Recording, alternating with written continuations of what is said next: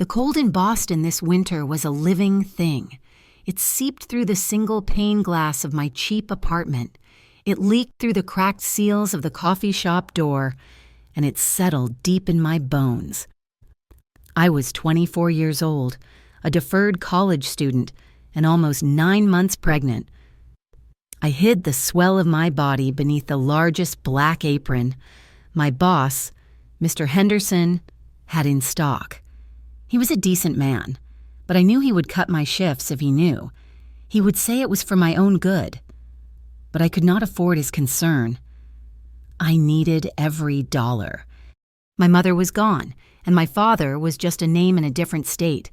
The man who did this, Evan Cole, had vanished the day after I showed him the positive pregnancy test. He had smiled, promised me the world, and then his phone was disconnected.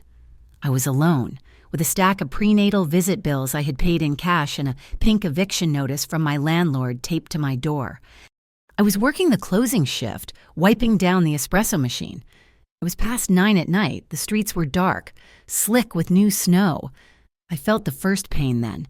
It was not the familiar kick of the baby turning. It was a low, sharp, coiling tightness that stole my breath and made me grip the stainless steel counter.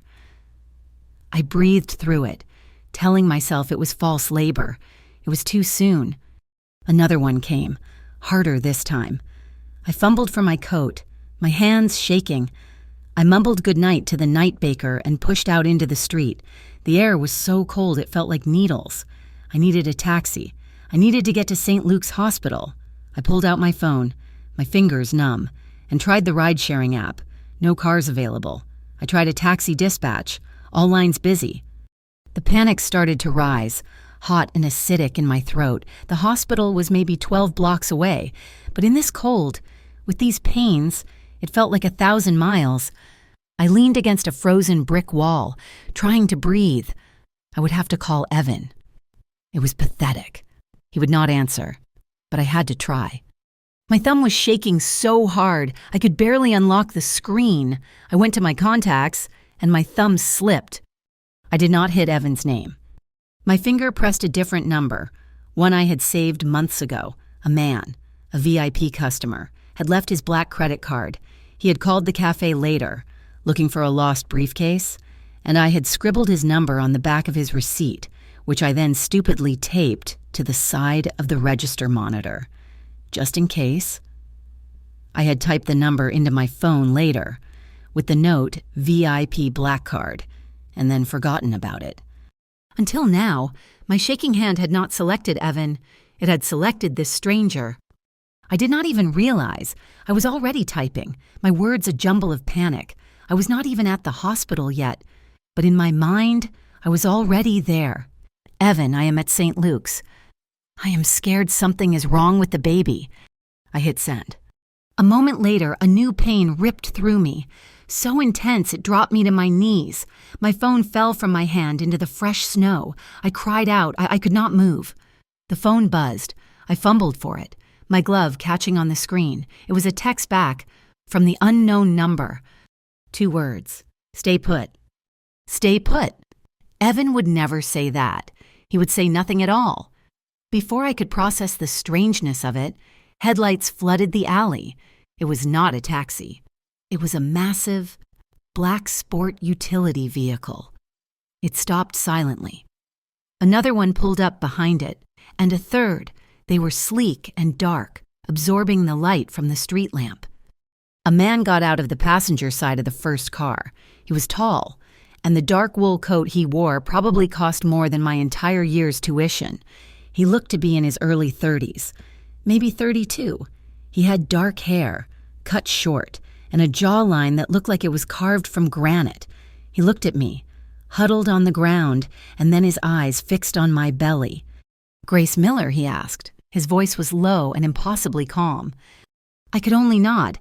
The pain was peaking, and I could not speak. "You are coming with me." He did not ask. He commanded. He moved, scooping me up from the pavement as if I weighed nothing. I cried out as the movement jostled me. He did not flinch, just settled me into the back seat of the vehicle. The inside was silent and impossibly warm, smelling faintly of leather. We were at St. Luke's in less than 3 minutes. The automatic doors of the emergency room slid open. The man, I did not even know his name, was not running. He was just moving with a purpose that made everyone else part like the sea. A nurse rushed forward with a wheelchair. "What is going on here, sir? You cannot park." "She is in labor," the man said, cutting her off. "She is bleeding." I had not even realized. I looked down. The plush floor mat of his expensive car was stained dark. "Sir, you need to fill out the admission forms." The nurse started, holding a clipboard. "She needs a doctor. Now." His voice was not loud, but it cut through the noise of the emergency room. He pulled a black card from his coat pocket. "My name is Luca Santori. I am guaranteeing all costs. Get her the best. Get Dr. Henley, if he is on duty." A strange chill went through me. How did he know a doctor's name? Everything after that became a blur. I was on a bed. Bright lights were rushing overhead. Faces swam in and out of focus, all of them wearing masks. "We have a placental abruption," someone shouted. "Fetal heart rate is dropping. We need to get this baby out, now." A new face, a woman in scrubs, leaned close. "Miss Miller, Grace, we need you to sign consent for an emergency cesarean section." I whispered. It was stupid. I knew he was not there. Then I saw him. Luca Santori, and he was standing near the doorway, speaking quietly to a man in scrubs, the one they called Dr. Henley, whatever it costs. Mr. Santori was saying, "We need a legal guardian's signature for a potential transfusion," another nurse said, her voice tight with urgency. "The baby's blood type. We need consent." I was fading. The pain was too much. I felt the prick of a needle in my arm. The room was starting to spin. "There is no time," Dr. Henley's voice boomed. "Use the guarantor's name for the preliminary chart. We will sort out the paperwork later. Get her into the operating room, now." The last thing I saw before the darkness took me was Luca Santori's face. He was not looking at me. He was looking at the heart monitor, his expression like stone.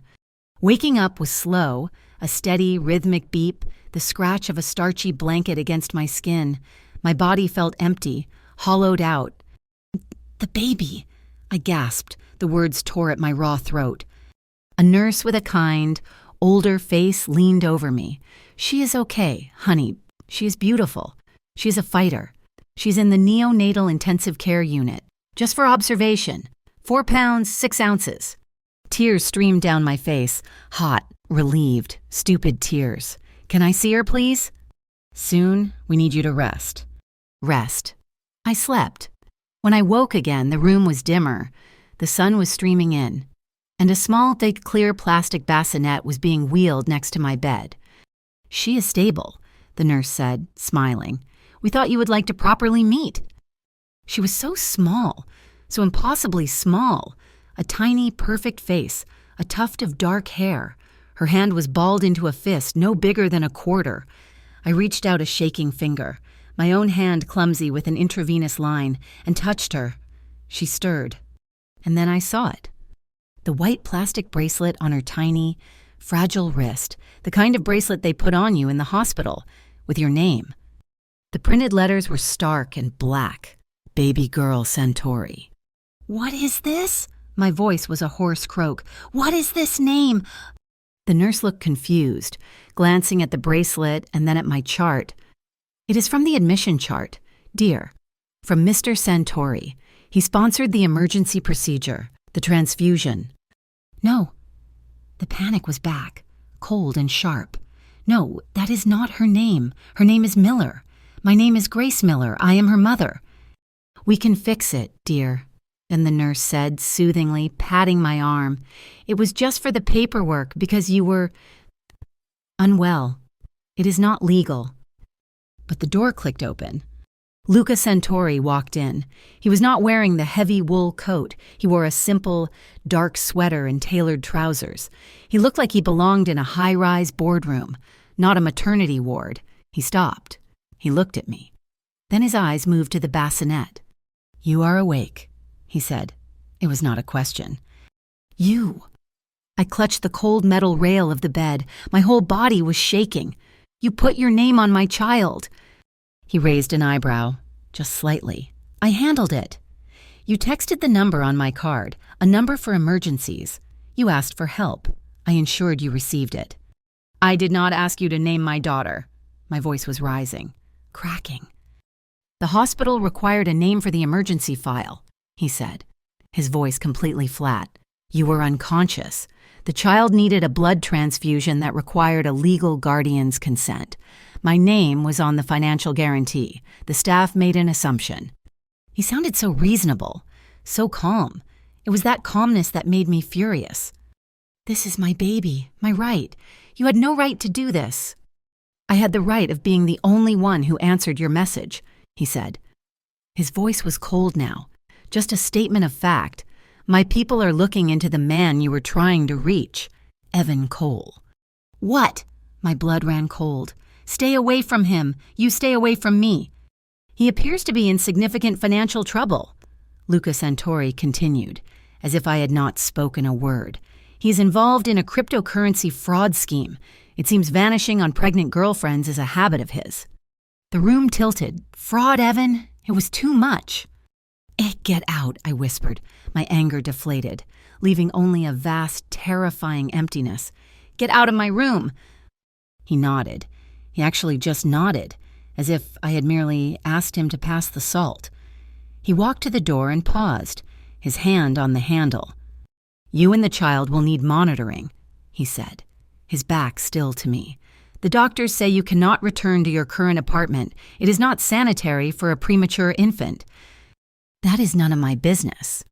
"I made it my business when I paid the deposit for your surgery," he said, turning his head slightly. He looked at the baby. "Just for a second.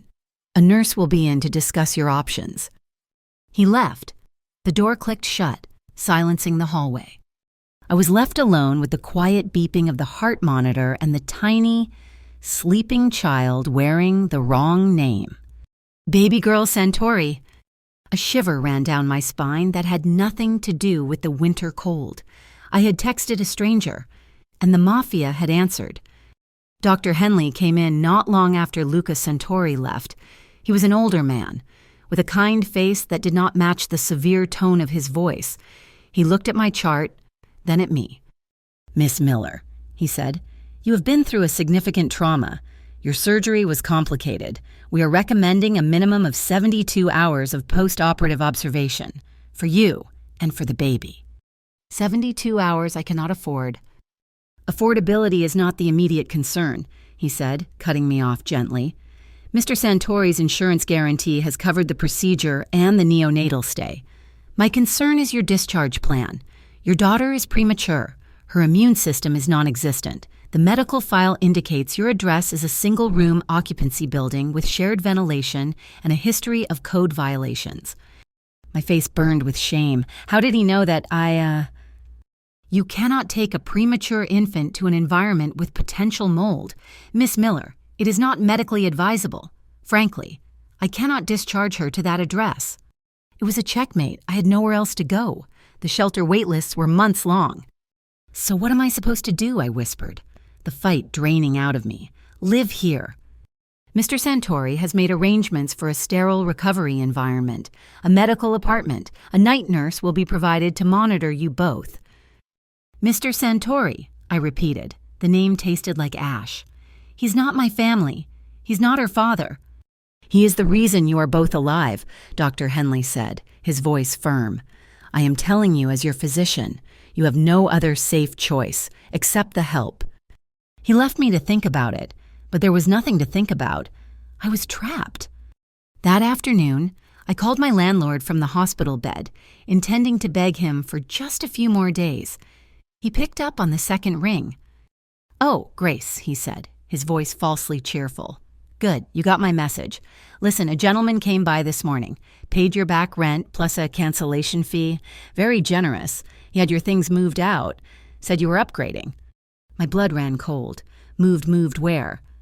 "He had a professional moving crew. Honey, they packed everything. Do not worry. The new tenants are already moving in." He had done it. Luca Santori had not just offered me a new place, he had erased my old one. He had known I would say no, so he took the choice away. A nurse came in with a wheelchair an hour later. "Ready to go, dear." I was wheeled out of St. Luke's, clutching my tiny, sleeping daughter to my chest. I had wrapped her in the cheap receiving blanket I had packed in my hospital bag, refusing the expensive one left in the room. One of the black sport utility vehicles was waiting. A different man, broad and silent, opened the door. We drove to Beacon Hill. The snow was falling again, fat, wet flakes against the tinted glass. The apartment building was old brick, impossibly elegant. We did not go through the main lobby. We went through a private garage into a private elevator that opened directly into the apartment. It was stunning. It looked like a photograph from a magazine, all cool grays and soft whites. Floor-to-ceiling windows showed the Boston skyline, and in the corner, a nursery. Not just a crib, but a changing table, a rocking chair, a bottle warmer, diapers stacked neatly. Everything was the most expensive brand. A nurse, "Elena, will be here at 8 tonight." Luca's voice came from behind me. I jumped. He had been in the apartment the whole time, standing in the kitchen. "This is a prison. Wait," I said, my voice shaking. "It is a sterile environment," he corrected me. "It is safe. You will stay for 1 week, then you are free to go." 1 week, I repeated. It felt like a year. I looked at the baby in my arms. Her face was calm. She was safe. I hated him for that. "Okay, 1 week, but I have conditions." He raised an eyebrow. "You do not touch my personal phone. You do not track it. I keep my own line of communication." He nodded. "Acceptable." "And you do not, under any circumstances, touch her birth certificate. I will file it. My name. Her name, not yours." "The hospital record is already amended," he said, "but the legal certificate is untouched. That is your right." "I am naming her," I said, needing to claim something. "Her name is June Miller." He looked at her, his expression unreadable. "June," he repeated. He nodded once. He was a reserved man. He spoke little, and when he did, every word seemed measured. He stayed in an adjoining suite. I think sometimes I would see him in the kitchen, making coffee, his phone pressed to his ear, his voice too low to understand. He never seemed asleep. But the most unsettling thing was watching him with June. The night nurse. Elena was professional and kind, but she could only be there for 8 hours. The first few days, I was in so much pain. I could barely lift June from the bassinet. On the 3rd night, she was crying, a small, desperate wail that tore my stitches and my heart. I was trying to sit up, my whole body screaming in protest, when he appeared in the doorway of my room. "She is hungry," I mumbled, trying to reach for the bottle. He did not say anything. He just walked over to the bassinet. I flinched, expecting him to be clumsy, an invader, but his hands were impossibly gentle. He slid one hand under her back, the other cradling her head, lifting her as if she were made of spun glass. He sat in the rocker, settling her against his chest. I watched, stunned, as he took the pre-measured bottle of formula and changed her diaper first. His movements were not fast, but they were efficient, clean, practiced. He folded the diaper, cleaned her with a wipe, and fastened the new one, all while June barely fussed. "You have done this before," I whispered. He looked up, his dark eyes catching the dim light from the nursery monitor. "I am a fast learner." But it was not the truth. I saw it in the way his hand automatically cupped her head, the way he angled the bottle just right. This was not learned. This was remembered. He was holding June, but he was seeing someone else. The apartment was wired for security. I knew that. There were small, circular cameras in the corners of the living room and the hallway. Luca had told me they were for our protection. One morning, I saw him standing in front of the main monitor with a woman I had not seen before. She was sharp, with dark hair pulled into a tight bun, and she held a tablet. "He has been there for 2 hours, she said, pointing to the screen. "Tabloid reporter. He got a tip. We are handling it." Luca said nothing. but the line of his jaw tightened. Later. I was trying to sleep when I heard his voice from the living room, louder than usual. He was angry. "Rourke," he said. "He told me the shipment was clear. He set us up. It had to be an inside source." There was a pause. "I do not care about the product. I care about the rat." I shut my eyes, pulling the covers higher, shipments, rats, Rourke. This was his world, the world he had dragged me and my daughter into. I finally found my phone in the bottom of my hospital bag. The battery was dead. I plugged it in. Sitting on the edge of the plush sofa, June asleep in the bassinet beside me. When it turned on, I opened my text messages. I scrolled up, past the stay put message. I looked at the contact I had messaged. My stomach twisted. It did not say Evan. It said VIP black card. In the snow, in the panic, my thumb had slipped. I had not mistyped a message to Evan. I had selected the wrong person entirely. The number I had saved from the coffee shop receipt, the man with the black card, the man who had called looking for a briefcase, the number that led directly to Luca Santori. It was not a coincidence. It was not a crossed wire. I had pointed a flare gun directly at the most dangerous man in Boston and asked him to save me. When he came in that evening, I was pacing. "The bracelet," I said, holding June.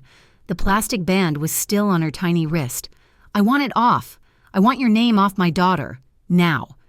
He looked at me, unfazed by my anger.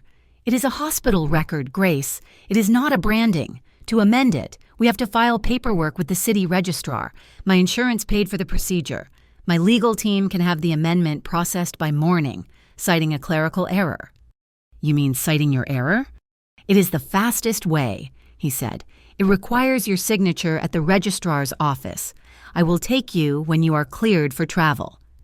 It was another leash, another way to keep me tied to him. That night was the worst. June would not settle. She cried, and I cried. I was so tired I could barely see. The nurse was busy washing bottles. I was walking, bouncing June, my incision throbbing, when Luca appeared again. He did not ask. He simply put his hands out. I was too exhausted to fight. I handed her over. He began to walk, just a slow, steady pace, back and forth, from the kitchen to the windows overlooking the city. He did not hum. He did not speak. He just walked, his presence filling the silent apartment. I sank onto the sofa, my eyes heavy. I must have dozed. I woke to silence. I sat up, panicked. The bassinet was empty. I scrambled to my feet and ran to the kitchen. He was there, leaning against the counter. June was asleep, nestled in the crook of his arm.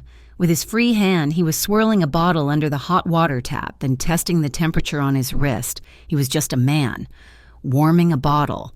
There was no menace in him, no power, just the quiet, methodical rhythm of a caretaker.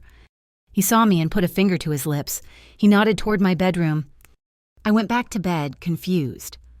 I did not know that his assistant, Mara, had given him a report just an hour earlier. A report that said Evan Cole owed a very large amount of money to the Bratva, the Russian crypto mafia, and I did not know that the tabloid photographer outside had not been selling his photos to a magazine. He had sold them to the Russians. The Bratva had seen the pictures of me and a baby being escorted into Luca Santori's protected fortress. They did not know who I was. They just knew I belonged to Evan Cole. And now, they thought I belonged to Luca Santori. They thought Luca was protecting Evan. And I had just become the perfect leverage. The week in the safe house was a blur of exhaustion and suspicion. Luca Santori kept his distance, but he was always present. A shadow in the kitchen late at night. A low voice on a phone call in the adjoining room. I learned the rhythm of his movements. The sound of the private elevator door. The way he drank his coffee. Black. Standing by the window. The sterile, beautiful apartment began to feel like a cage. A very expensive cage. On the morning of the 6th day, I found the envelope. It was not in the mailbox. It had been slid directly under the solid steel door of the apartment, bypassing the building's security. It was thick, cream-colored, with no stamp. My hands, still tender from the intravenous lines, fumbled with the seal. It was not a letter, it was photographs. The first was of me, standing in the hospital window, holding June. It was grainy, taken from the street. The second was of Luca, standing beside one of the black sport utility vehicles, his face turned toward the hospital entrance. The third was a close-up of him, in the kitchen of this very apartment, talking on the phone. They had been watching us from the building across the street. I dropped the photos. At the bottom of the envelope was a single card, like a business card, but blank. 5 words were typed on it. Pay the person, pay the debt. I was still holding the card when Luca emerged from his room, dressed in a dark suit. He stopped when he saw my face. I held up the card, my hand shaking so violently the card fluttered. What is this? He looked at the photos on the floor, then at the card. His expression did not change, but a coldness settled in his eyes. It is a message. From who is doing this? The people Evan Cole owes money to, he said flatly. My stomach twisted. This is because of Evan. It is a mistake. They think you are protecting him. They think, I choked on the word, they think we are together, that you are involved. They are correct on the last part, might. Henry said, I am involved. I inserted myself when I answered your text. You have to fix this, I said, my voice rising. You have to tell them I am not with you. I am not with Evan. I am just me. I have nothing to do with this. It is not that simple. They do not care about the truth. They care about leverage. They are called the Bratva. Then I will talk to Evan, I said, a desperate, stupid idea forming. He did this. He has to fix it. He has to tell them I am not his. I will meet him. Absolutely not, Luca said. His voice was final. You cannot keep me here, I shouted, a sudden hot rage boiling up. I am not your prisoner. This is my life, my daughter's life. He started this. I will finish it. You do not understand what he is involved in. You do not understand these people. Then let me try. I was pacing, my stitches pulling. I will meet him. I will tell him to tell his creditors that I am nobody, that I am worthless to them. I will sign anything. I just want out. He watched me for a long, silent moment. He looked at June, sleeping in the bassinet, unaware of the poison seeping into our lives. You are not meeting him alone, or Ian. Shalinti, he said, and you are not meeting him in private, a public place, bright daylight, full of witnesses, or you do not go at all. I hated that he was right. I hated that I needed his permission, his protection. Fine, a diner, the old Beacon diner. It is always crowded for lunch. He nodded once. I will arrange it. I will contact him. How? I know where he is, Luca said, and the coldness in his voice made me shiver. The next day felt like walking into a trap. I clutched June's car carrier, my knuckles white. The diner was loud, smelling of stale coffee and frying onions. It was exactly as I remembered. Families in booths, old men at the counter, normal. We took a booth in the back. Luca sat facing the door. He looked completely out of place in his tailored coat, a dark predator in a room full of sparrows. He had not spoken a word to me since we left the apartment. Then Evan slid into the booth opposite me. He looked terrible. He was thin, his charming smile watery, his eyes darting everywhere. He looked at me, then at June's carrier, then at Luca. Grace, he said, his voice trying for that old, easy charm. You look good, recovered. Who is this? He asked, nodding at Luca, who remained perfectly still. He's the man who saved your daughter's life, Evan, I said, my voice cold. Yeah, about that, Evan said, running a hand through his greasy hair. Listen, Grace, I am in some trouble. You understand big trouble, and I am not sure she is mine, you know. The words hung in the air, sucking the sound from the diner. What did you say? I am just saying, he said, his eyes not meeting mine. We were not, exclusive. It could be anyone's. You liar, I whispered. "It does not matter," he said, pulling a folded piece of paper from his jacket pocket. "I just need you to sign this. It is just a legal thing. It says I am not responsible, for anything. Child support, medical bills, it releases me. They said if I get this, they will ease up." He was trying to trade me, and he was trying to trade his daughter. I was too stunned to speak. I was choking on my own rage. Luca, who had been as still as granite, leaned forward. He did not look at Evan. He looked at the paper Evan had placed on the table. Then, from his own coat, Luca placed a small stack of printouts on the table, right next to Evan's waiver. They were thermal receipts, bank transfer statements, dates. "These are your transactions," Luca said.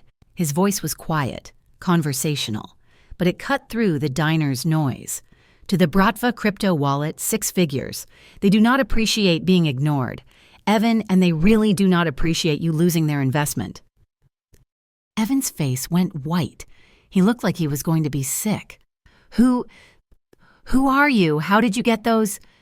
Before Luca could answer, there was a sound like a string of firecrackers, sharp and deafening. The world exploded. The huge neon sign outside the diner window, the one shaped like a coffee cup, disintegrated in a shower of blue and red glass. Sparks rained down on the sidewalk. It was not a thought, it was an instinct. In the space of a heartbeat, Luca moved. He grabbed me by the shoulder, shoving me down, his entire body coming across the table to cover me and the carrier holding June. His weight was immense, solid, and he smelled of wool and something metallic. "Stay down," and he commanded in my ear. The diner erupted in screams. People were running. I could hear chairs scraping, plates smashing. Seconds later, silence. Just the hissing of the broken sign and the sound of someone sobbing. Luca was up, his hand inside his jacket, scanning the street. His face was a mask of cold fury. Evan was gone. He must have bolted in the chaos. One of the black sport utility vehicles was already at the curb. 2 of Luca's men, the broad, silent ones, were getting out. But they were not checking on us. They were managing. One man was talking to the diner owner, who was hyperventilating. The other was already on his phone. "Thus, the insurance adjuster will be here in 10 minutes, I heard the man say. "We will cover all damages, a gas leak in the sign's wiring. That is the official story. We will pay for every employee's therapy." It was so smooth, so clean. They were erasing it as it happened. This was the dark side of his protection. This was the machine he commanded. I felt sick. Back in the apartment, the silence was worse than the screaming. I was shaking so hard I could barely unbuckle June from her carrier. I placed her in the crib. She was miraculously still asleep. I turned on him. "You knew," I hissed, my voice raw. "You knew they would be there. You used us as bait." "I use me as bait," he shot back, his voice hard as steel. They were watching Evan. They were not watching the diner. They were sending a message to me. They just proved they know I am protecting you. "You lied to me. You told me this was a safe house. I am a target because of you. You were a target the moment Evan Cole left you holding his debt and his child," Luca roared, his calmness finally breaking. He took a step toward me, and I flinched. He stopped, closing his eyes for a second. When he opened them, the anger was gone, replaced by a deep, cold weariness. "I tried to keep you insulated. I tried to keep this filth away from you. I failed." "No more," I said, my voice shaking but firm. "No more secrets. No more being insulated. 72 hours. That is what Dr. Henley said I needed for recovery. I am giving you 72 hours. He looked at me, confused. "You tell me everything," I said, gaining strength. "Everything you know about Evan, about the Bratva, about this Detective Rourke I heard you mention on the phone. You give me total transparency, or I take June and I walk out that door. I will go to a shelter. I will go to the police. I do not care, but I will not be your pawn in a game I do not understand." He stared at me for a long time. The clock on the wall ticked, loud in the silence. "72 hours," he finally agreed. That night, he told me. He told me Evan was a small-time fraudster who had stolen from the wrong people. He told me the Bratva was run by a man named Mikhail Sokolov, a man who saw people as assets or liabilities. He told me Detective Rourke was a corrupt cop who fed information to both sides.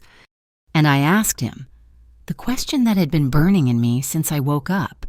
"Why," I whispered, "why do this at the hospital? The money, this apartment. Why for me?" He did not look at me. He looked at the crib, at the small, peaceful face of my daughter. "I had a cousin, Mauk," he said, his voice so low I had to lean in. Her name was Sophia. She was 20 years old, pregnant. Her husband was useless, a gambler. She went into labor, went to the hospital alone. They were busy, understaffed. They made a mistake, a medical error. She bled out.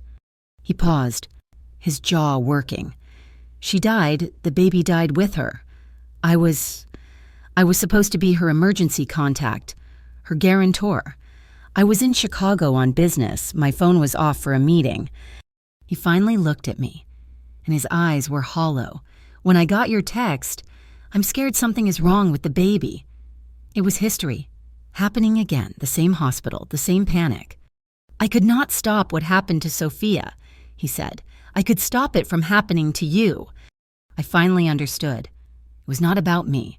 It was never about me. It was about his ghosts. I was just the vessel for his redemption.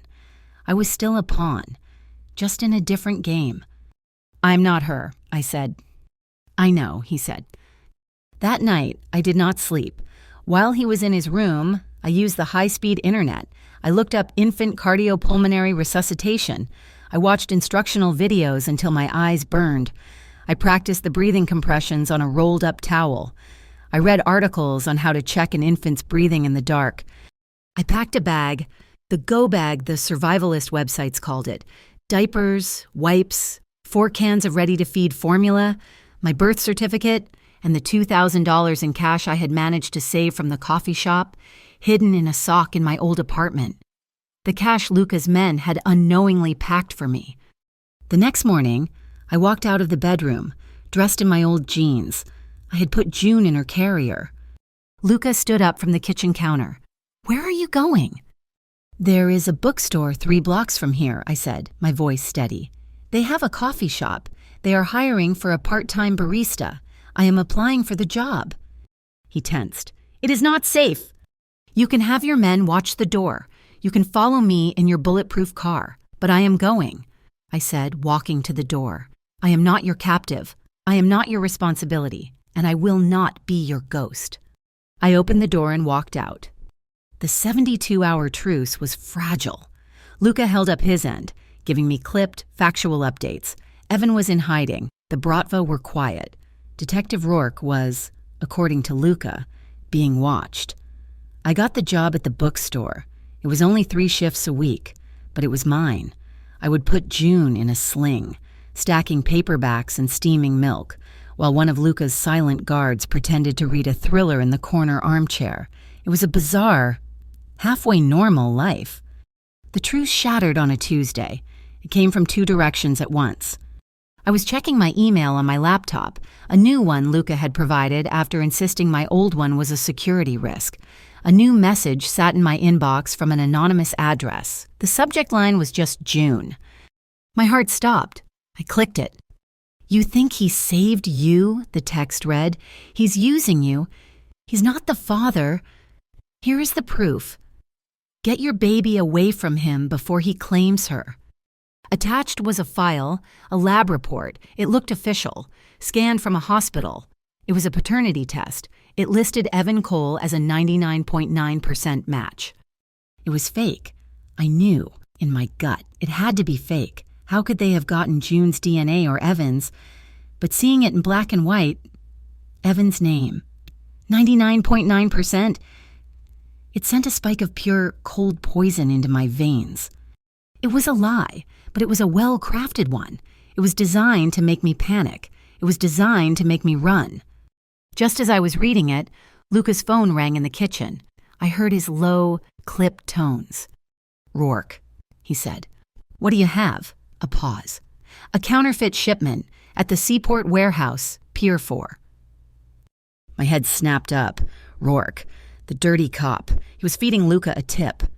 This is a setup, I said, walking into the kitchen, holding the laptop. Luca looked at me, then back at his phone. I will handle it myself, he said, and hung up. Luca, it is a trap, I insisted. Rourke is working with them, you said so. I know, he said, checking the slide on a handgun I had not known was on the counter. He tucked it into the small of his back. It is a trap I want him to spring. He's getting sloppy. This is how we expose him. And what about this? I turned the laptop around, showing him the email. This came at the exact same time. It is a fake DNA test. They are trying to split us up. They want you at the docks, and they want me running. He read the email, his face hardening. Mara, he called. His assistant, the sharp woman with the laptop, appeared from the guest room, which she had converted into a command center. Trace this, now. He looked back at me. Do not go anywhere. This apartment is safe. Lock the door behind me. I will be back in 2 hours. What about the birth certificate? I asked, my voice high with panic. That is what this is about. They know I have not filed it. They want me to run to City Hall. They want me to file it under Evan's name. It does not matter what a fake email says. You are safer here. Do not leave, he commanded. He was already at the door. Luca, I called. He was gone. The private elevator door hissed shut. I was alone with June and Mara, who was typing furiously in the other room. I felt like a rat in a cage. He was right, it was a trap. But I could not just sit here. The email, fake as it was, had lit a fire under me. They were using my daughter's identity. They were trying to legally tie her to Evan. Mara, I said, walking into her room. She was staring at 3 different screens. Got it? She said, not looking at me. The email originated from a masked server, but the metadata, it was routed through a city-owned IP address, assigned to Detective Rourke's precinct terminal. It is him, he sent it. He wants me to go to City Hall, I said. He's trying to flush me out. Then you stay put, Mara said, finally looking at me. Luca's men are outside. You are fine. No, I said. I grabbed my go bag from the closet. They think I am stupid. They think I am scared. They are expecting me to run. But I am not going to run. I'm going to do exactly what they want. But I am not going in alone. I looked at her. Call Luca's team. Tell them to meet me there, but not inside. I want them quiet. I want them invisible. Mara looked at me, a slow, calculating expression on her face. He said to stay here. He went to his trap. I am going to mine, I said, strapping June into her carrier. This ends today. I am not letting these people write my daughter's story. I remembered something Luca had told me during our 72 hours of truth, a lesson. He had given me a small black keychain. If you are ever in trouble and you cannot talk, he had said, press the side. It sends a signal. But if you are in a high-risk situation, if you think you are being watched, you need a safe word, something to signal that you know you are in danger, but you are complying. The word is Sophia. You are a civilian, Grace, Mara argued. I stopped being a civilian when they shot up that diner. I said, I am a mother. Now make the call. City Hall was chaotic. The marble floors were loud with the clicking of heels and the murmur of 100 conversations. I clutched June's carrier to my chest. I felt exposed, naked. I got in line at the registrar's office, my heart hammering. I did not see any of Luca's men. Mara had done her job. They were invisible. I was halfway to the front when a woman in a crisp, blue city uniform approached me. Miss Miller, she asked, smiling. I tensed. Yes. We got a call about your case, she said, her voice low and confidential. It is a bit complicated. Because of the hospital guarantor, I can help you expedite it. We just need a signature. My office is in the annex. This was it. Thank you, I said, my voice barely a whisper. That is so kind. She led me away from the line, toward a side hallway. It is just faster this way. We will have you out in 10 minutes. She led me through a door marked Authorized Personnel Only and into a stairwell. It is just down here. The elevator is slow.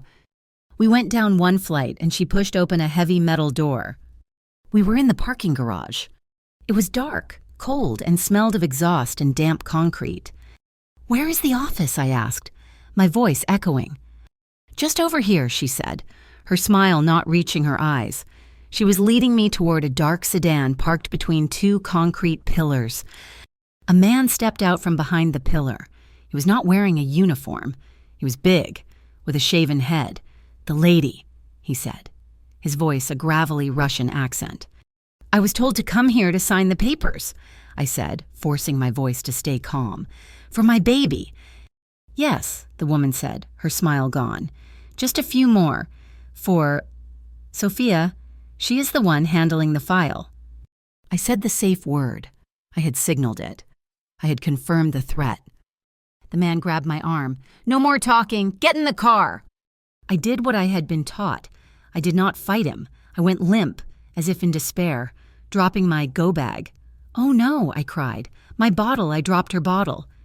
I bent down, my body shielding my hand as I fumbled for the bag. My fingers found the keychain. I squeezed the side button. Hard, twice. At the same time, half an hour away, Luca Santori was walking into Warehouse 4. It was silent, too silent. He saw the pallets stacked with counterfeit goods. He also saw the small, blinking red light on a barrel in the center of the room. He did not run.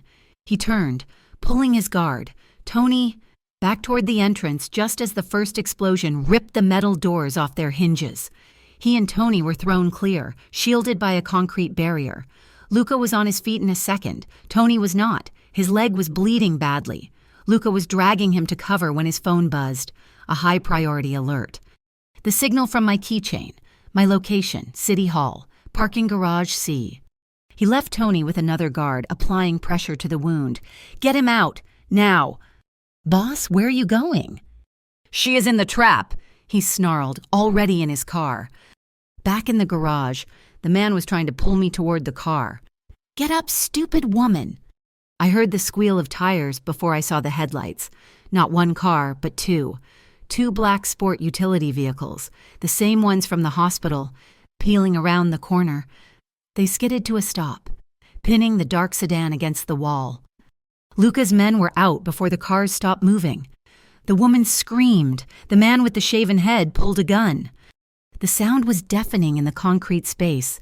Not a shootout, just 3 precise pops. The man fell. The woman crumpled to the ground, sobbing. I was huddled behind a pillar, my body curled around June, who was now screaming, her cries echoing in the sudden, terrible silence. The car door opened. "Luca?" His suit was torn, his face black with soot. There was a cut over his eye. He looked like he had walked through hell. He did not check me. He went straight for June, his hands surprisingly gentle as he checked her, his eyes scanning for any injury. "Are you hit?" he demanded, his voice a low growl. "No," I whispered, shaking. "We are okay." He pulled me to my feet, dragging me and the carrier toward his car. "Get in?" "What about them?" I looked at the man on the ground, at the terrified woman. "My team will clean it up," he said. "No," I shouted. "No more cleaning it up. No more street justice. We call the real police." "You want to explain this," he shot back. "You want to tell them how you set a meet with the Bratva in a city garage." "No," I said, my voice shaking. We tell them the truth, that we were attacked." Headlights cut across the garage, a police cruiser, but it was moving slowly. Detective Rourke stepped out, his gun drawn but pointed at the ground. He looked at the bodies, at the sport utility vehicles, at Luca. He was smiling. "Santori," he said, his voice slick, "looks like you have got a real problem here.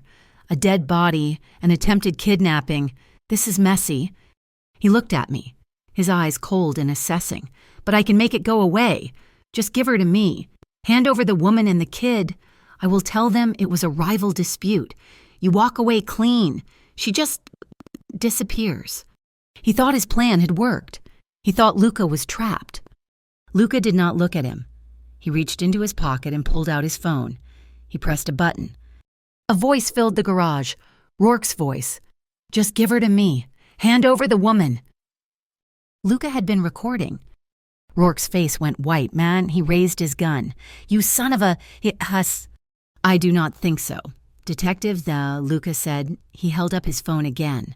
"This recording and the one of you offering me the tip to the shipyard and the metadata from the email you sent, it is all uploading, right now, to a very private server, and a copy just went to the district attorney's office." Rourke was shaking, his gun wavering between me and Luca. "It is over, Rourke," I said. "We are not doing this your way. We are doing this the right way." "The right way," Rourke laughed, a high, panicked sound. Before he could pull the trigger, my own phone, the one in my pocket, buzzed with a text message. I did not look at it. "He's right, you know," Rourke sneered at me. "You cannot trust anyone, not even your ex." "What are you talking about?" I said. "Evan Cole," Rourke said. "He's the one who told us where you would be. He sold you out. Again." My phone buzzed again. I pulled it out. It was a text from Evan. "Grace, I am so sorry," it read. "I have to see you. I have to apologize. I am at the old auto shop on 8th. Please, just let me explain." He was not apologizing. He was setting the final trap. We fled the parking garage, the sound of Rourke's curses swallowed by the squeal of our tires. I was bundled into the back of the armored sport utility vehicle, my arms locked around June's carrier. Luca was beside me, his face a mask of soot and cold fury.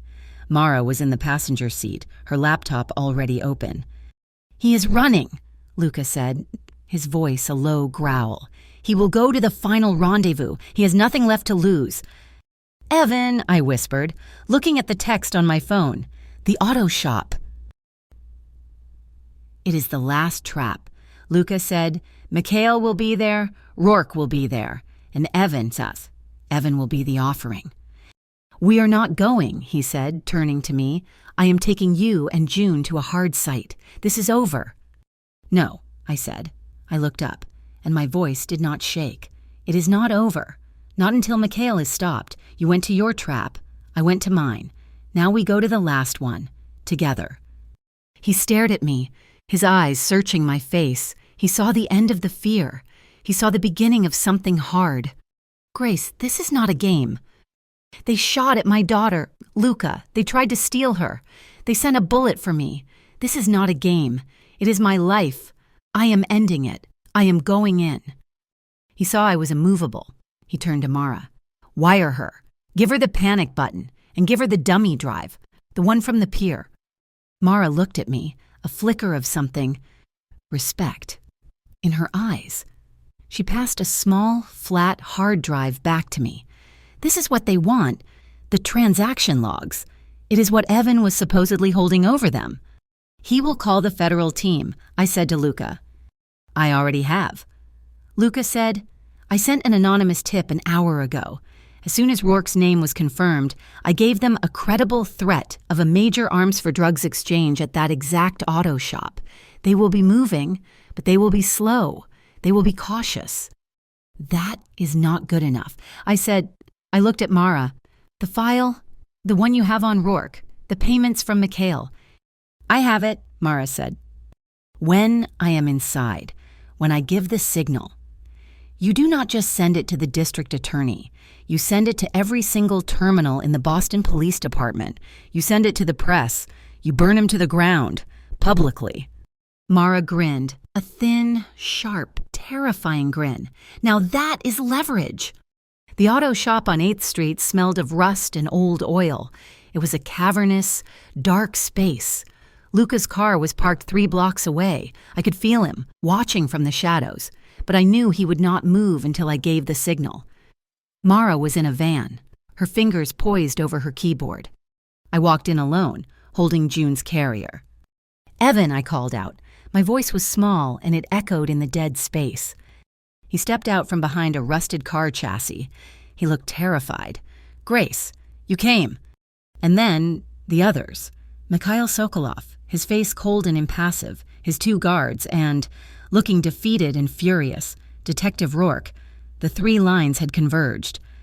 "So," Mikhail said, his voice a low purr, "the little mother, you have caused a great deal of trouble."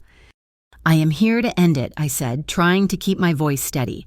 I could feel the tiny microphone taped to my collar. "This is between you and him." I nodded at Evan. "It has nothing to do with me or my baby." "It has everything to do with your baby," Mikhail said. He stepped forward and, before I could react, he pressed the cold muzzle of his handgun to June's head. She was asleep in her carrier, oblivious. My blood turned to ice. I stopped breathing. "You see," Mikhail said, "I do not trust you. I do not trust him." He motioned to Rourke. "I do not trust anyone. Santori is coming. I know he is, and you will call him, or I will pull this trigger." "No," I whispered. "I cannot call him. He is not coming." I tried to sound hysterical. "The feds, Rourke, he was exposed at City Hall. They arrested Luca. They took him." Rourke's head snapped up. "What, you are lying?" "I am not," I cried. "You fled. They grabbed Santori. I ran. I came here because I had nowhere else to go. Evan was the only one I could call." Mikhail looked at me, then at Rourke. He was weighing it. "She is lying," Rourke insisted. "Santori would never be taken." "He's right. Wait," I said, my voice suddenly calm and clear. "Luca is not coming, but he is not arrested either. He sent me." They all stared. "He's done with this," I said, my voice ringing with a false confidence. "He's done with you, Mikhail, he's done with Evan, and he is done with you, Rourke. He sent me to make a trade." I reached into my go bag and pulled out the hard drive. This Evan's insurance. It is all here. Every transaction, every dirty cop.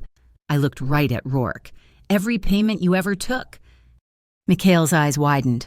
Rourke went pale. "I will give you this," I said to Mikhail, "and you give me Rourke, and you let me and my child walk away." Mikhail laughed. "You trade a hard drive for a police detective." "He is a rat," I said, my voice hard. "He was exposed at City Hall. He is worthless to you now, but he is valuable to me. He is my get-out-of-jail-free card. I walk into a police station. I give them him, and I am a victim. You get the drive, you get to disappear, and Evan is your problem." Mikhail was thinking. He was tempted. "And just so you know, I am serious," I said, my hand tightening on the carrier. "Mara, now." Rourke's phone buzzed, then Mikhail's, then his guards. They pulled them out. Their faces changed. "What is this?" Mikhail snarled. "That," I said, "is the evidence. Photos, bank transfers, you and Rourke. It just went to every cop in Boston. It seems your little network just got decentralized. You have about 90 seconds before this place is crawling with police." Rourke was shaking. You bitch." "Drop the gun, Mikhail," I said. "It is over." Just then, sirens, not in the distance. They were here. "You!" Mikhail screamed at me. "You set this up!"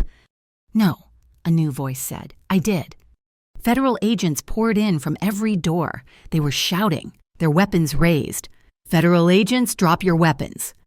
It was the perfect trap. Luca's anonymous tip had sent the federal team. My signal had sent Mara's email blast, which was now lighting up the phones of those same agents, confirming Rourke's name on their own warrants. Rourke was staring at the lead agent, his face white. A warrant for me. It was too much for Evan. He was the weak link. He was trapped between the Bratva, the feds, and the man he had betrayed. He saw Rourke's gun, still in its holster. Evan lunged. He was not a fighter. He was a coward. He grabbed Rourke's gun, twisted, and just fired, blindly, panicked. A bullet whined past my head, the sound of glass exploding. The bullet had struck the windshield of a nearby car, shattering it. The sound, that sharp, terrible sound, it threw me back to the diner. I was frozen. My legs locked. I could not move. Mikhail saw his chance. He shoved one of his own men into the feds and bolted, disappearing into the maze of wrecked cars and out a side door. Evan raised the gun again, his hands shaking, his face a mask of tears and terror. He was aiming at me. Grace. Luca. He was there. He had come in with the feds. He was running at me. He did not tackle Evan. He did not shoot. He launched himself at me, his body a shield, shoving me and June's carrier behind a solid steel engine block. He rose, his own gun in his hand, and faced Evan. Evan was on the ground, sobbing, the gun pointing wildly. Luca kicked the gun from his hand. It skittered across the floor. Evan cowered, a pathetic, broken thing. Luca stood over him. He raised his weapon, his arm perfectly steady. He aimed it directly at Evan's head. The room went silent. The feds paused. This was it. The moment, the old law, an eye for an eye. Evan had tried to kill his child. "Do not," Evan whimpered. "Please.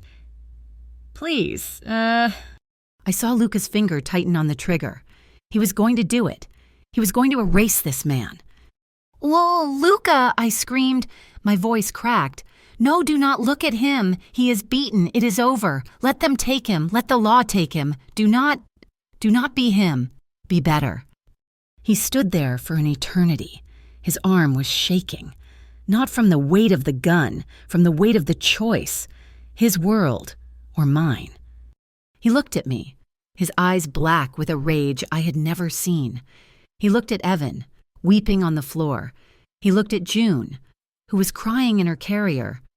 Slowly, agonizingly, he lowered his arm. He stepped back and let the federal agents swarm in. They hauled Evan to his feet. They cuffed Rourke, who was staring into space. A broken man. It was over.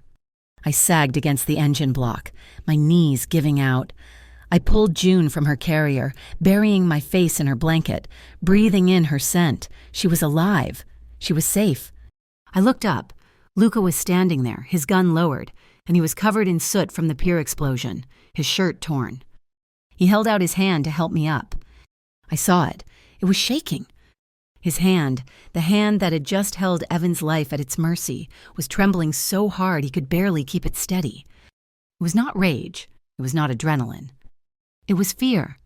He had not been afraid of the feds. He had not been afraid of Mikhail. He had been terrified of the glass. He had been terrified of that bullet. He had been terrified, down to his soul, of seeing history repeat. He had been terrified of losing June.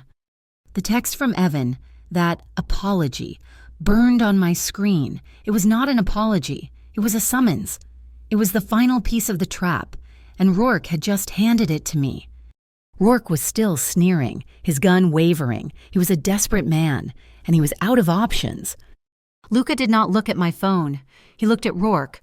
"It is over," he said, his voice lethally calm. He put his phone back in his pocket. "You think so?" Rourke spat. "You think you can just walk in here, record a cop, and walk out? You are mafia.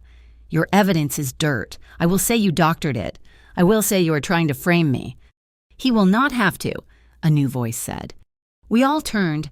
Federal agents, 4 of them in dark blue windbreakers, weapons raised, fanning out from the stairwell Rourke had just used. They had not come with Rourke.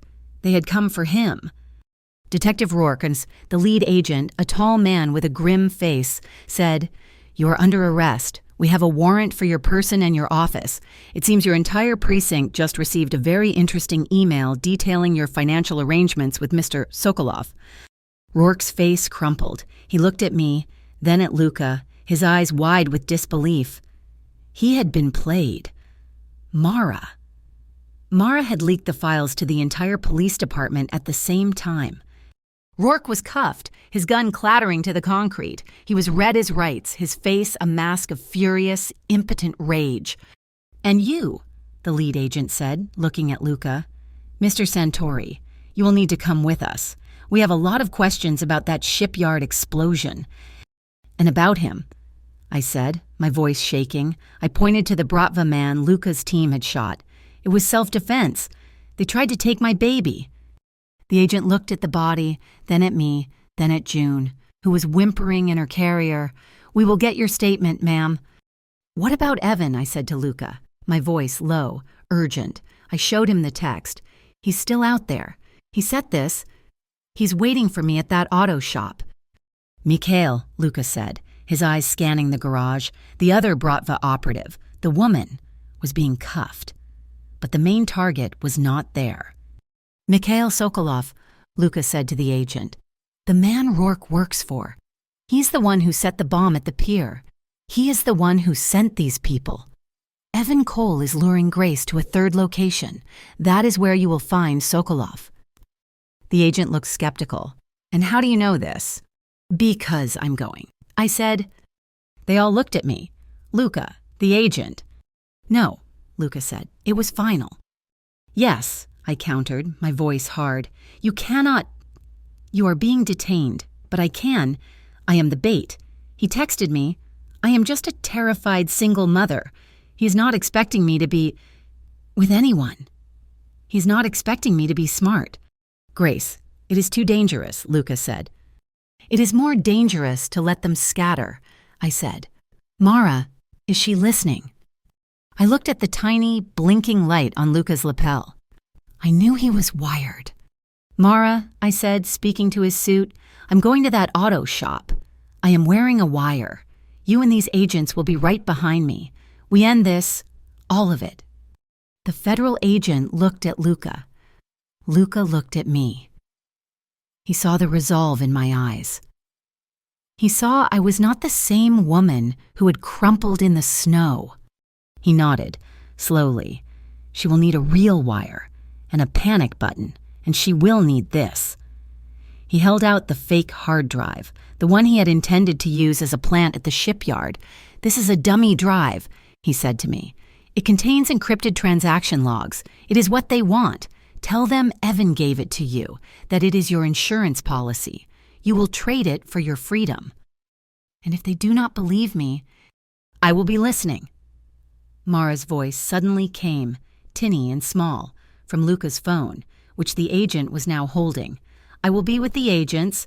We will be 1 block out. The second you are in danger, we are coming in. The abandoned auto shop on 8th Street smelled of rust, old tires, and gasoline.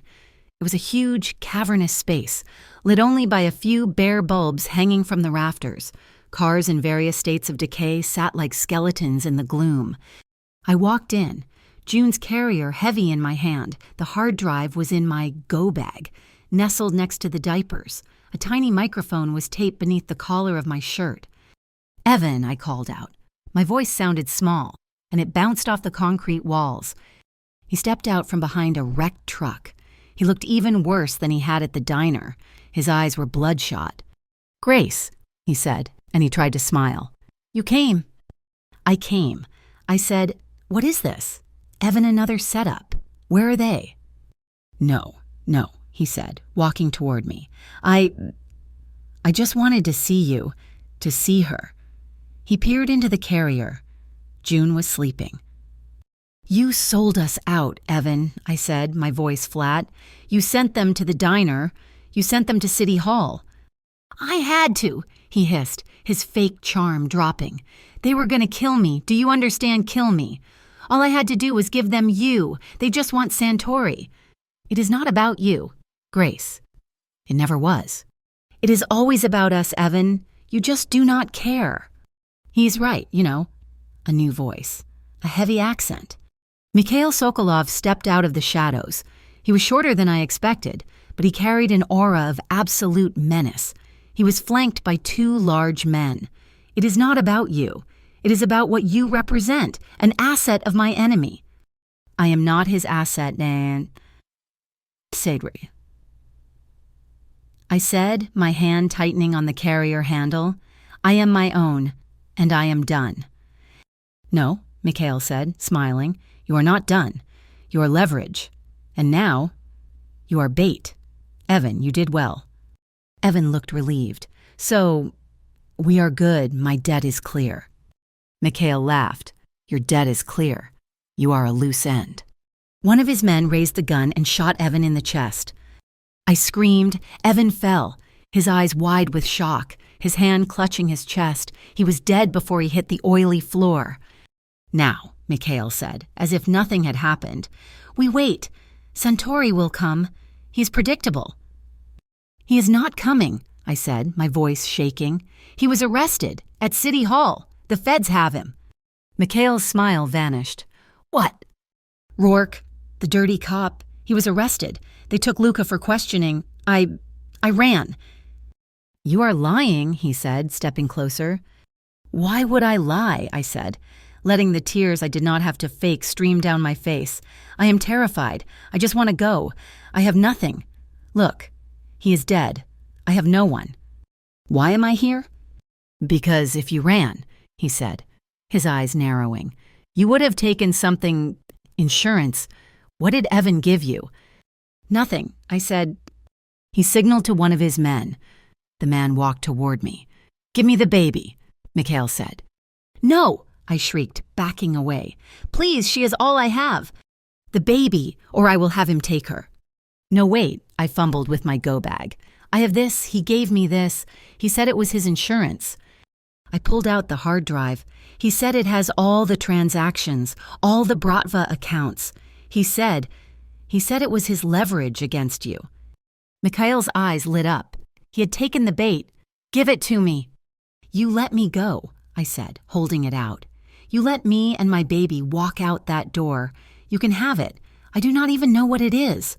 I just want to live." He stared at the drive. He wanted it. "And how do I know," he said, "that Santori is not listening, that this is not a trap?" I cried.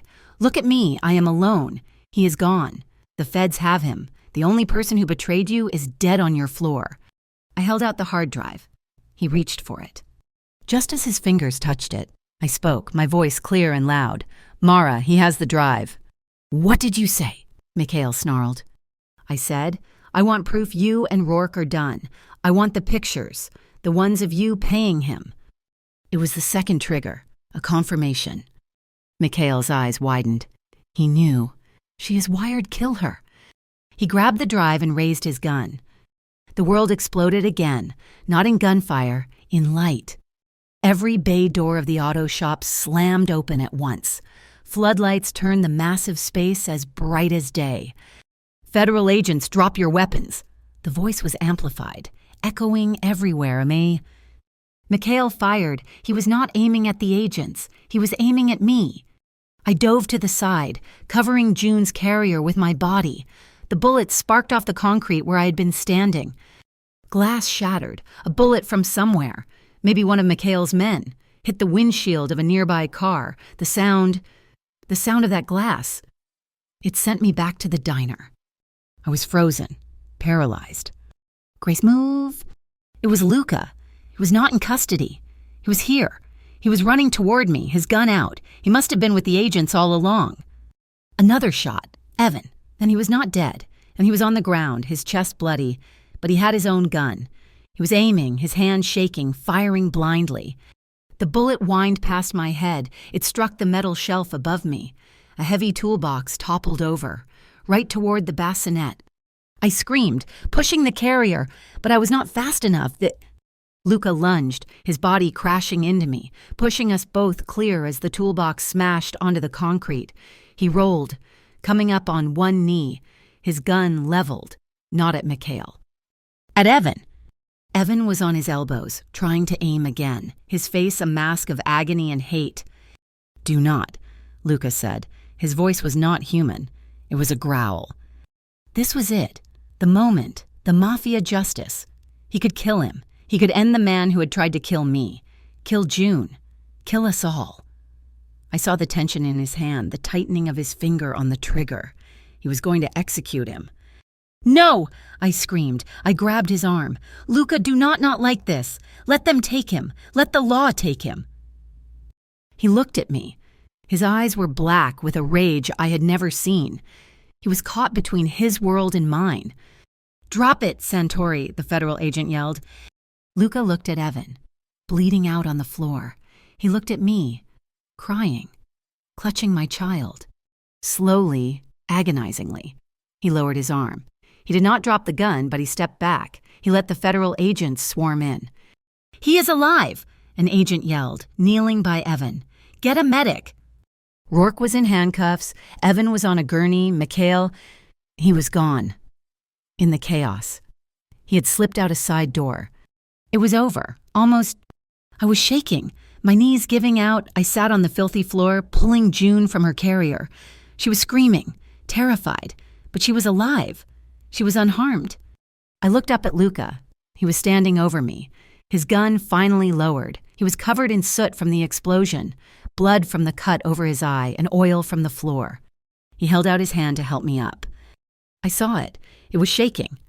His hand, the hand that had held a gun with perfect lethal stillness, was trembling so hard he could barely control it.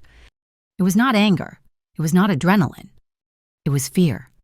He had not been afraid of the Bratva, or the explosion, or the federal agents. He had been terrified of the toolbox. He had been terrified of the glass. He had been terrified, down to his very bones, of seeing history repeat itself, of losing another child. He was terrified of losing June. 6 months. In 6 months, the world can turn upside down and then slowly, painstakingly right itself. Winter thawed into a wet, hesitant spring, and then burst into a bright, confident summer. The sound of shattering glass still made me jump, and I avoided parking garages, but the crushing weight of panic had finally started to lift. The community foundation Luca had established, the one I oversaw, held its first dedication ceremony. We were back at St. Luke's Hospital, not in the emergency room, but in the gleaming new maternity wing. The Sophia Miller Mother and Baby Recovery Room was painted in soft yellows and blues. It was a suite for new mothers with no resources, a place for them to stay for those first critical 72 hours, with a neonatal nurse on staff. I was the one holding the absurdly large scissors. The small crowd of hospital administrators and local reporters snapped pictures. I said the words I had practiced, about second chances, about the vital need for postnatal care, about how one person could make a difference. I scanned the small crowd. He was there, just as he promised he would be.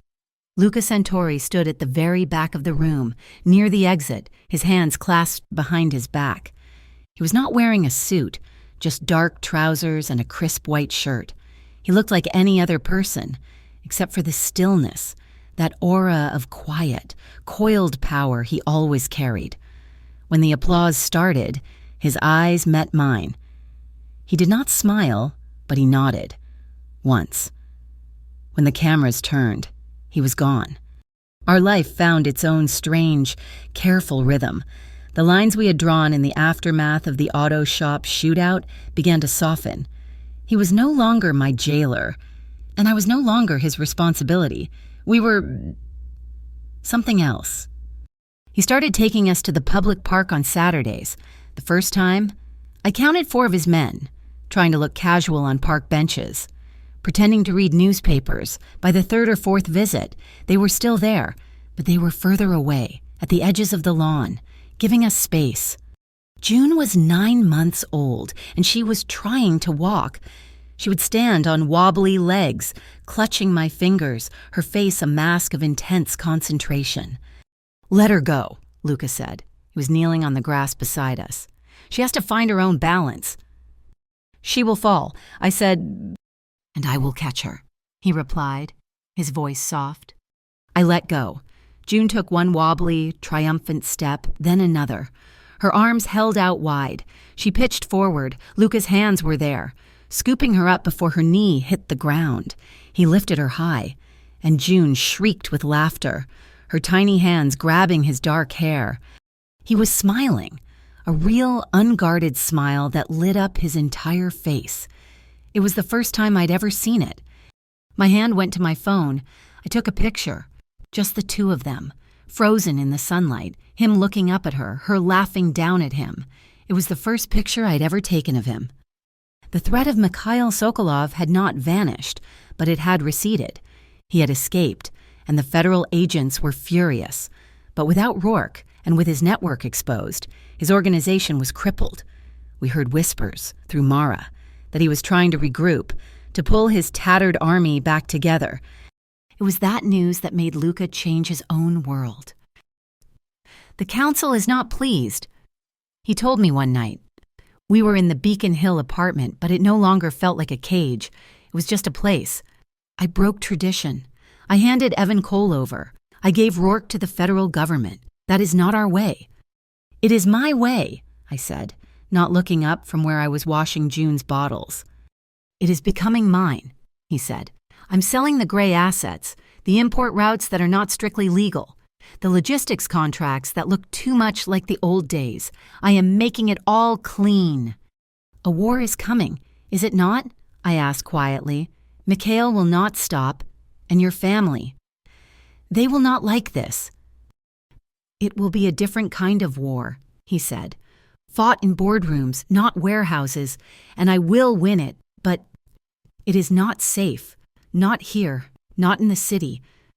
I tensed, drying my hands. I'm not going back into a gilded cage, Luca. I will not be locked away. I know, he said. He handed me a folded piece of paper. It was a real estate listing, a small house, a colonial, painted white, with blue shutters and a small yard. It is 20 minutes outside the city, he said. It is in a normal neighborhood, good schools, a grocery store. It is not a fortress.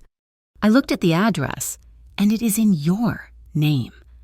No, he said, his voice firm. It will be in yours. The foundation will hold the deed as part of your compensation. It is yours. Grace, your decision, your home. I looked at him, searching his face. He was giving me the one thing I had craved for almost a year, an exit, a way out, a life that was completely my own. You want us to leave? I whispered. He took a step closer. He did not touch me.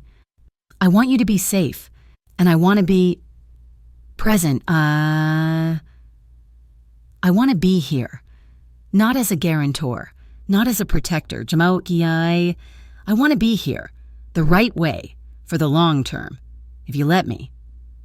It was not a proposal. It was not a promise of forever. It was not the kind of flowery, passionate declaration I had once thought love was. It was better. It was a choice. He was giving me the power, and he was asking for permission. I chose the house. We moved on a Friday. The movers were not his men. They were a regular, bonded company. I packed June's things myself. That night, we were surrounded by boxes, too tired to unpack. I'm hungry, I announced. Luca looked up from the complex baby gate he was trying to install. I can have food sent. No, I said, smiling. I know a place. We drove back into the city, to Dorchester, to the tiny, brightly lit pizza place where I had worked my last shift, the one I had left just before my world fell apart. Tony, the owner, saw me and his face broke into a huge grin. Grace, where you been? Kid, you look different. I am good, Tony, I said, sliding into a red vinyl booth. He looked at Luca, who was maneuvering June's carrier onto the bench. He looked at June. And who is this, my goodness? This is June, Tony, I said, and this is Luca. Tony looked Luca up and down. He recognized the name. Everyone in Boston recognized the name, but he just wiped his hands on his apron. Well, any friend of Grace's, a pie, on the house. We ate the pizza off paper plates. It was greasy and hot and perfect. June started to fuss, and I realized I had left her freshly warmed bottle in the car. I will get it, Luca said. He went and got the bottle, and when she was done, he did not hand it back to me. He stood up, walked to the small, metal employee sink behind the counter, and washed it out himself. Just a man in a nice shirt, rinsing a baby bottle next to a stack of pizza boxes. Tony just raised an eyebrow and went back to kneading his dough. When we got back to the new house, it was late. I put June to bed in her new room. When I came out, Luca was on the small front porch, looking at his phone. A work call, I asked, sitting in the rocking chair next to him. News, he said, from the district attorney. Rourke's trial, they have a new witness. Someone from inside Mikhail's organization, anonymously supplied evidence. It seems the Bratva is restructuring from the inside. He had not given up. Mikhail was still out there, but his own people were turning on him, dismantling his empire for him. Luca looked at his phone, his thumb hovering over the screen. A call was coming in, one from his family. I looked down at my wrist, I was not wearing it, but I could feel the memory of it, the small silver bracelet he had given me. June Miller, brave from day one. I looked at him, this complicated, dangerous, gentle man. "Your name is Miller," I said, my voice quiet in the warm night air, "and you will always be a Miller, but the person who gets to be beside you. He has to be someone who lives up to his own name, whoever that turns out to be." He looked at me. He understood. It was not a promise. It was a standard. He turned his phone over, placing its screen down on the railing. The call went to voicemail. "Tonight," he said, leaning back in his chair, "there are no work calls." He did not touch me. He just sat with me on the porch of my house, listening to the sound of the crickets as the first summer night settled around us. Thank you so much for listening to this story. I am so curious to know where in the world you are tuning in from. Please, let me know in the comments. I would love to connect with you and hear your thoughts on Grace and Luca. If you enjoyed this, I would be honored if you would subscribe to my channel, Mafia Boss Stories. Please like this video, and if you can, hit that hype button. It helps so much in getting these stories out to more listeners just like you.